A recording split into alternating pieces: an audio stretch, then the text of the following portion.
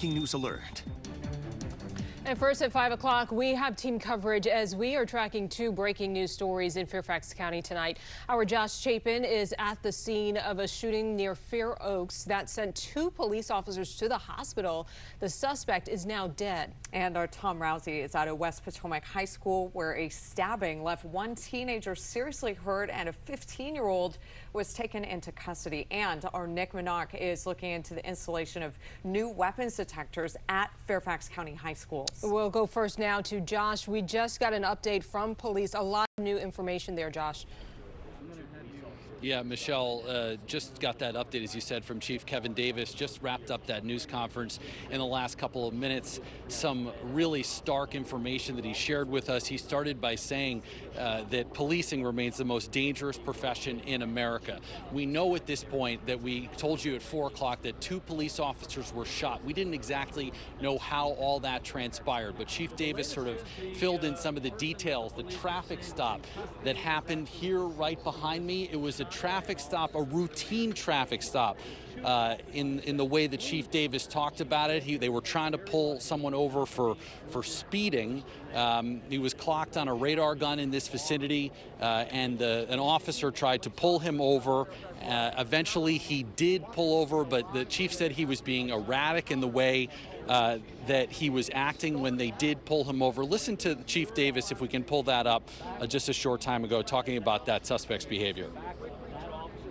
The lone person in the car, who I will refer to as our gunman, who ultimately shoots two uniformed Fairfax County police officers, is immediately hostile, immediately argumentative, immediately behaving in a manner inconsistent with what we encounter with a typical motorist. He's combative. He refuses to identify himself. So after that, Chief Davis said that they tried to get him to stop being as combative, but they noticed, according to Davis, they said that the suspect notified officers that he was armed with a firearm. Officers understood this, and at that point, they tried to get him to stop reaching. That's what the chief kept saying. They said, stop reaching for your firearm. But at this point, the chief said that the suspect, he called him the gunman, then started reaching into his waistband, and eventually he started to lean back in this manner, and then he just, at point blank range, Michelle and Megan, he shot at two Fairfax police officers. He hit them in the arm area. There was a third officer on the other side who at that point was able to shoot the suspect in the car. That suspect was also rushed to a hospital, was pronounced dead on the scene. Again, two officers shot in a traffic stop by a gunman, a 36-year-old man who lived in this vicinity.